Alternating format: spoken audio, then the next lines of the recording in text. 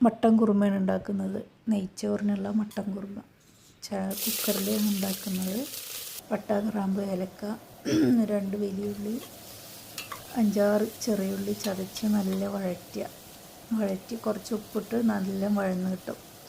പച്ചമുളക്, ഇഞ്ചി പേസ്റ്റ് ഇടുക.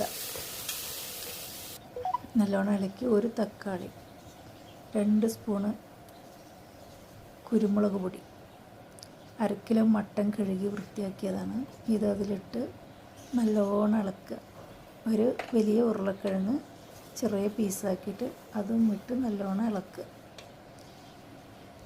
കുറച്ച് തൈര്, ഒരു 4 സ്പൂൺ തൈര്, ഗരം മസാല, മല്ലിയില, പിന്നെ ജാറ് കഴുകിയ വെള്ളം ഒരു 1/2 ഗ്ലാസ് ഇതൊഴിച്ച് ഒരു വിസിൽ വരുന്നവരെ നല്ലോണം കത്തിച്ച് വിസിലെടുക്കുക. പിന്നെ 5 വിസിലാക്കണം. തേങ്ങ, കുരുമുളക്, പെരിഞ്ചീരകം, ചെറിയ ഉള്ളി 2-3 കറിവേപ്പിലിട്ട് നല്ല മൈ പോലെ അരച്ച് 4-5 വിസിൽ വന്ന് വിസിൽ പോയ ശേഷം കുക്കർ തുറന്ന് നല്ലോണം ഇളക്കുക. ഇളക്കിയ ശേഷം ഈ അരച്ച് വെച്ച തേങ്ങ അതിലിട്ട് നല്ലോണം ഇളക്കുക. ഇളക്കി വെള്ളം കുറുങ്ങനെ ആകാൻ പാടില്ല, കുറച്ച് പാകത്തിന് വെള്ളമാക്കുക. കുറച്ച് മല്ലിയില ഇടുക, പാകത്തിന് ഉപ്പിടുക. നല്ലോണം ഇളക്കി തിളച്ച ശേഷം താളിക്കുക. വെളിച്ചെണ്ണയിലാണ് താളിക്കുന്നത്. ഉള്ളി ഇടുക. ഒരു പച്ചമുളക് 4ആയി കീറിയിട്ട് ഇട്ട് നല്ല മണമാണ്. അത് അതിലിട്ട്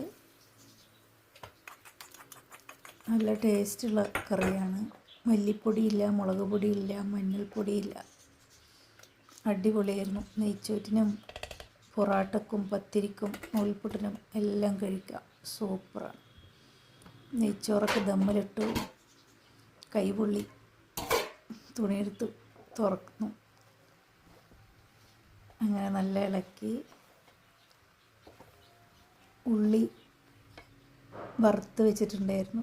നെയ്യ് തൂവിയിട്ട് ഉള്ളി വറുത്ത് വെച്ചത്, അണ്ടിപ്പരിപ്പ്, മുന്തിരി, ഉള്ളി, കുറച്ച് മല്ലിയില, കുറച്ചുകൂടെ നെയ്യ് ഇങ്ങനെ ഒഴിച്ചിട്ട് അതുകൊണ്ട് മൂടി ദമ്മിൽ വെച്ചു.